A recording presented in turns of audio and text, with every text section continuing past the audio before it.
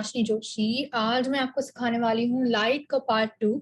हमने last time light का part 1 किया था। आज चलिए लाइट का पार्ट 2 से शुरुआत करते हैं। एक सेकंड में मेरी स्क्रीन शेयर करती हूँ।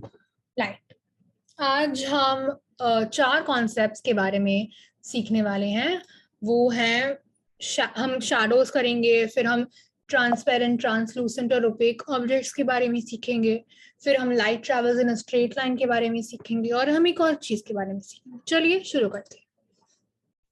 ये सबसे इंटरेस्टिंग चीज है आज की, that is viewing the moon. हम चांद को कैसे देखते हैं? We know that the moon doesn't produce its own light. Moon चांद की खुद की लाइट नहीं है।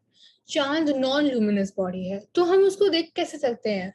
हम रात को ऐसे क्यों कहते हैं कि चांद लिट अप है, चांद बहुत ब्राइट लग रहा है? हम ऐसा क्यों कहते हैं?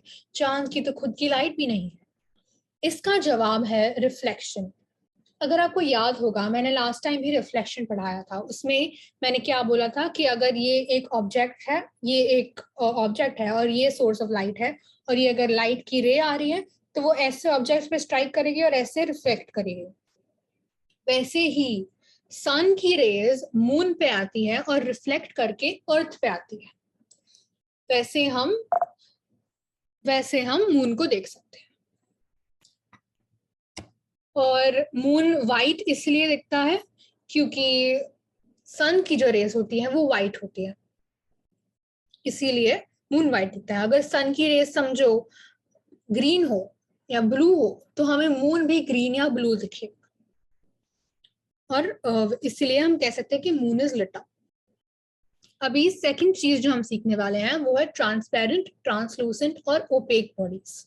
तो ये क्या होते हैं? आपने कभी कभी सुना होगा कि ये ट्रांसपेरेंट है, इसमें इससे तो कुछ दिख ही नहीं रहा। तो देखते हैं इसका मतलब क्या है। When light falls on an object, जब लाइट की रेस कोई भी ऑब्जेक्ट पे आती है, 3 चीजें हो सकती है। पहली, कि वो कंप्लीटली पास थ्रू हो जाए। अगर लाइट इधर से आए, इधर से सारी लाइट वापस आ जाए। पास थ्रू पार्शियली मतलब सारी लाइट इधर आए लेकिन सिर्फ आधी या आधी से कम लाइट बाहर आए। या तीसरी, जरा भी लाइट बाहर ना आए और कुछ भी इधर ना आए। और इसके बेसिस पे हम ऑब्जेक्ट्स को 3 कैटेगरीज में डिवाइड कर सकते हैं। पहला है ट्रांसपेरेंट। तो ट्रांसपेरेंट क्या होता है? जब लाइट इस ऑब्जेक्ट से कंप्लीटली पास करती है, इसको हम ट्रांसपेरेंट बोल सकते हैं। 100% इट विल पास थ्रू। इसका एग्जांपल है विंडो पेन्स, चश्मे, ट्रांसपेरेंट बॉटल्स। जैसे कि ये बॉटल देखो, इसमें से सारी लाइट पास थ्रू हो रही है, इसलिए हम इसको एक ट्रांसपेरेंट बॉडी बोल सकते हैं। आप डायग्राम में भी देख सकते हो, पहले वाले और सेकंड वाले में दिख रहा है कि सारी लाइट रेस पास थ्रू हो रही है, इसलिए हम उसको एक ट्रांसपेरेंट ऑब्जेक्ट बोल सकते हैं। अभी आते हैं सेकंड वाले पे, ट्रांसलूसेंट ऑब्जेक्ट्स। इसका नाम थोड़ा सा अनफेमिलियर होगा। ट्रांसलूसेंट का मतलब क्या होता है? ट्रांसलूसेंट का मतलब होता है वो थोड़ी लाइट अब्सॉर्ब करते हैं और बाकी की लाइट जाने देते हैं। जैसे कि ट्रेसिंग पेपर या ये पाउच समझ लो, ये सारी लाइट बाहर नहीं दे रहा, ये थोड़ी ही लाइट बाहर दे रहा है। अगर आपको फिर भी समझ नहीं आया तो फर्स्ट वाले डायग्राम के सेकंड वाले ऑब्जेक्ट को देखो, ट्रांसलूसेंट है वो, उसमें से सारी लाइट नहीं आ रही, पहले वाले में से सारी लाइट आ रही है। और थर्ड वाला है ओपेक, ये बिल्कुल भी लाइट अलाउ नहीं करता पास थ्रू होने के लिए। इसके बहुत सारे एग्जाम्पल्स हैं, वुड, रबर बॉल, ये माउस जो मैं अभी यूज कर रही हूँ, ये पौधा जो मेरे डेस्क पे है।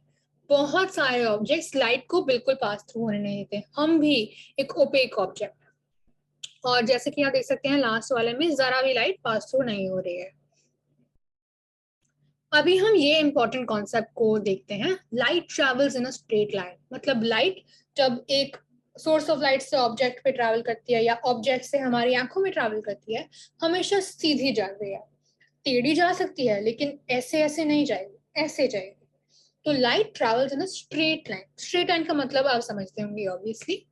Light always travels from a particular object to our eyes following a straight line path.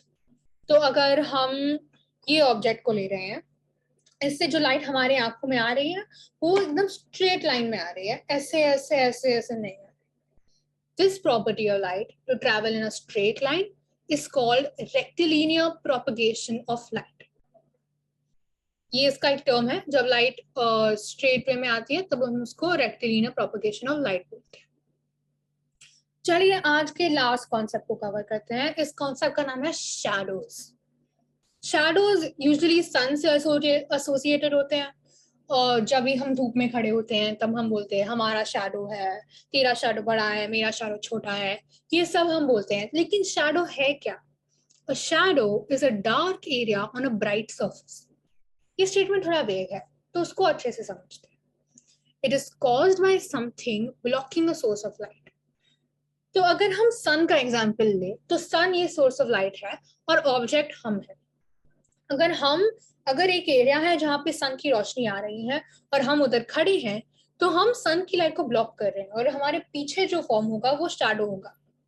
क्योंकि हम सन की लाइट को ब्लॉक कर रहे हैं, एक एरिया में जहाँ पे हम खड़े हैं वहां पे सन की लाइट नहीं आएगी, तो वो डार्क होगा, it will be a dark area, और बाकी का एरिया ब्राइट होगा। So it's a dark area ना ब्राइट सरफेस। इसको बेटर समझने के लिए पहला वाला इमेज देखो।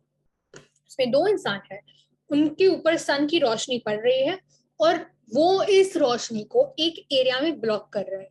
उनके पीछे इनका जो फिगर है वो एक डार्क एरिया है ऑन अ ब्राइट सरफेस। इसको हम और डिटेल में अगले वीडियो में समझेंगे, लेकिन इसके पहले एक और शैडो की प्रॉपर्टी समझते हैं। A shadow's outline, called a silhouette, will have the same shape as the object blocking the light. अगर हम पहले वाले में देखते हैं तो इनका जो शैडो है, ये दोनों इंसान का जो शैडो है वो उनके बॉडी शेप से एकदम सिमिलर है, और कोई शेप नहीं होगा। ऐसा नहीं होगा कि अगर मेरा शैडो है तो शैडो में कोई और इंसान का बॉडी शेप होगा, मेरा ही बॉडी शेप होगा, क्योंकि मेरा ही बॉडी शेप सन की लाइट को ब्लॉक कर रहा है। सेकंड वाले में भी देखो, क्लाउड्स का शैडो आ रहा है माउंटेन्स पे सन की लाइट आ रही है, उनके ऊपर क्लाउड्स है तो क्लाउड्स का शैडो आ रहा है, और ये जो शैडो है उसका जो शेप है वो एकदम क्लाउड से मिलता जुलता है। थैंक यू, ये था लाइट पार्ट 2 का एंड। मैं उम्मीद करती हूँ आपको सब कुछ समझ आ गया होगा। मैं आपको मेरे नेक्स्ट वीडियो में मिलती हूँ, वो होगा लाइट पार्ट 3, तभी हम चैप्टर खत्म कर देंगे। सो मिलते हैं नेक्स्ट वीडियो में। Thank you.